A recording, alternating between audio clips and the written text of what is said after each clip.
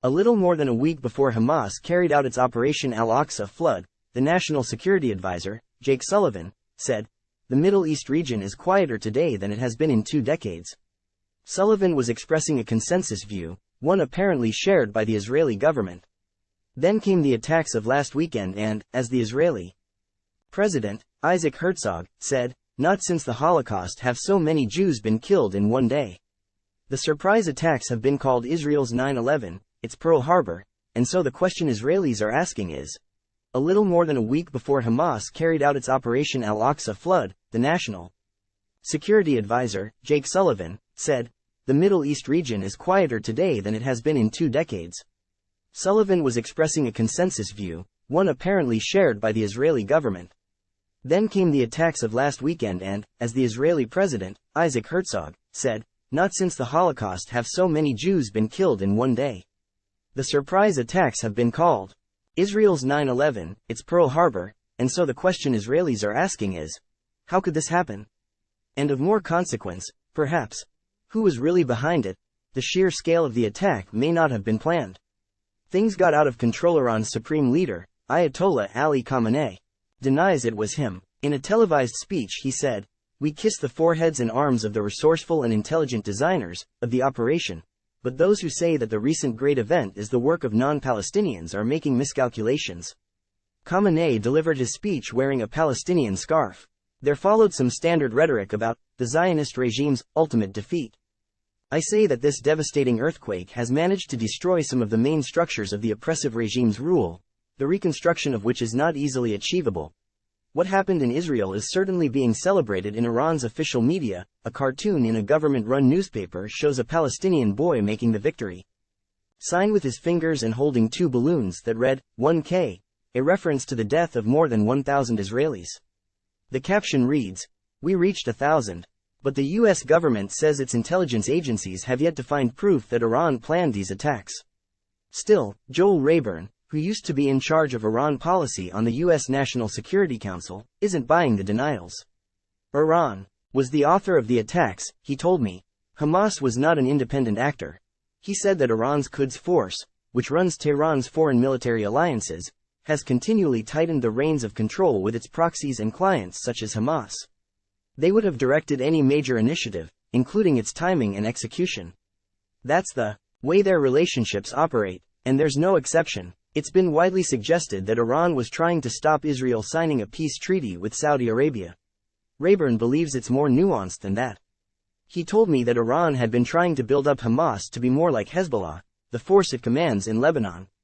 The U.S. says Iran sends Hamas $100 million a year, but more importantly has instructed Hamas engineers in how to make rockets from common materials such as pipes and fertilizer. Rayburn said Iran wanted to be able to threaten Israel in the south with Hamas and in the north with Hezbollah, to paralyze Israel and by extension to paralyze the United States. In the absence of a nuclear weapon, he said, Iran needed Hezbollah and its missiles for deterrence, so preserving Hezbollah is a strategic imperative. Rayburn said that if Hamas were destroyed in Gaza, as Israel intended, that would leave Hezbollah dangerously isolated. That is something that the Iranian regime and Hezbollah cannot tolerate. In other words, the war will spread into Lebanon, and perhaps Syria, Iran and the wider Middle East too. I spoke by phone to a senior Hamas politician, Osama Hamdan, about the alleged Iran connection. He used to be the Hamas representative to Tehran and, coincidentally, was photographed there, standing next to the supreme leader, the week before the Hamas operation. He stuck to what seems to be the agreed line, denying that Iran was behind the attacks. Iran supported Hamas just as the U.S. supported Israel, he said. It did not dictate. Echoing Khamenei's words, he added, "All that has been done is our will, from the Palestinians." Hamdan called what happened at the weekend a legitimate operation against the Israeli army, adding that videos on social media showed huge moral actions by Hamas fighters. One had told a frightened female hostage and her 2 children that, "We are Muslims, we will not harm you." Another had asked permission before taking food from an Israeli house. What about the videos showing the summary executions of civilians? Everyone is talking about the blue blood of the Israelis, but no one is talking about the red blood of the Palestinians. This is hypocrisy, he went on. You can't control everything, everywhere, you can't control everyone. I'm sorry for what may have happened. But the fact is, our people are being killed. That was happening because of what the Israelis have done. It was a normal reaction. The part about not being able to control everyone revealed something important about the bloodshed at the weekend. Hamdan told me that all of Gaza's militant groups had taken part in the attacks. In fact, a number of civilians from Gaza seemed to have joined in as well, pouring through the fence once it became clear that the Israeli military wasn't coming, a do-it-yourself pogrom. The men on the quad bike kidnapping. The concert goers were not wearing uniforms, for instance. As one Palestinian academic put it to me, the sheer scale of the Hamas attack may not have been planned. Things got out of control. They might not have planned for the reaction, either. I asked Hamdan if Hamas had, in effect, committed suicide by organizing such attacks. No, he said, Israeli governments had promised many times in the past to end Hamas, but they had always failed. They will not break the resistance. What then was the strategy? What were the attacks supposed to achieve? To end the occupation, Hamdan said. There was no need for anyone to be killed, if Israel did that.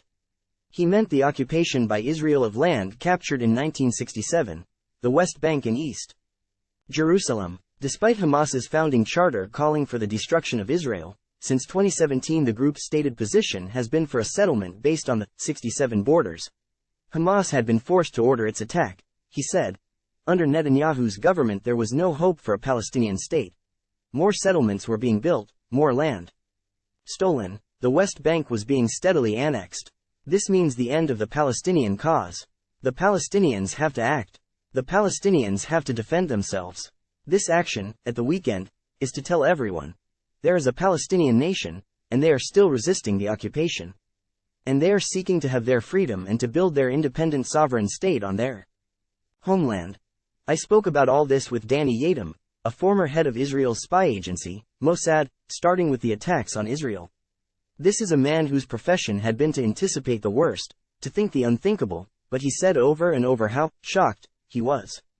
This was not, however, so much a failure of intelligence as a failure to correctly interpret intelligence and to act on it. There were clear signs that Hamas was planning something.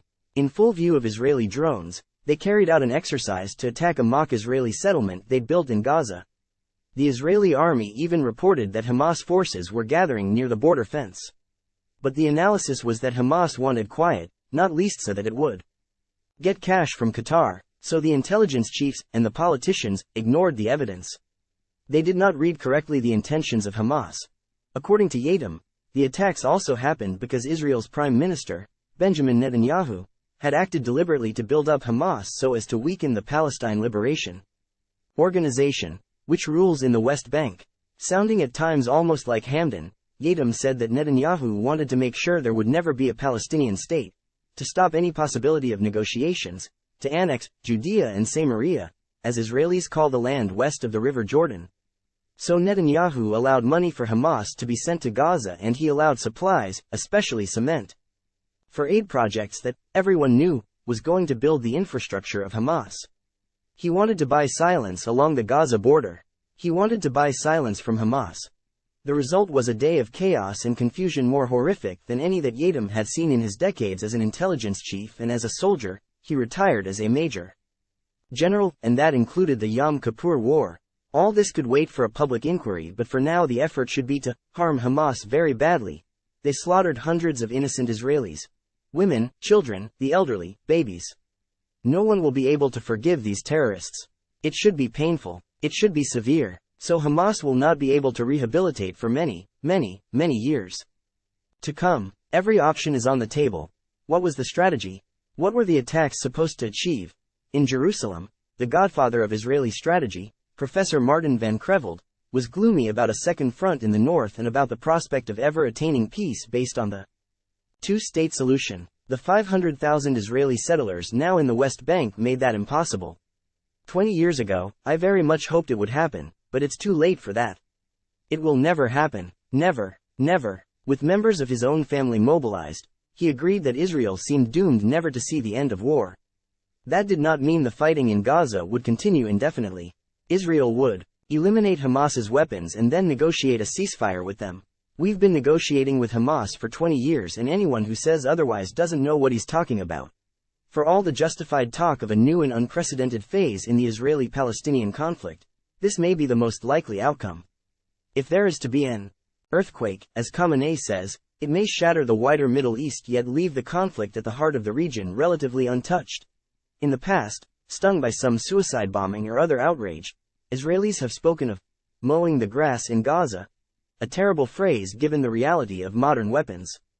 That is what is happening now, albeit on a larger scale, over a longer period, with more blood spilled. To adapt Winston Churchill's famous phrase about the Ulster conflict, once the smoke of battles recedes, the same landscape will emerge, the red roofs of the settlers, and the minarets of Hamas, the integrity of their quarrel, unaltered, however devastating the surrounding cataclysm,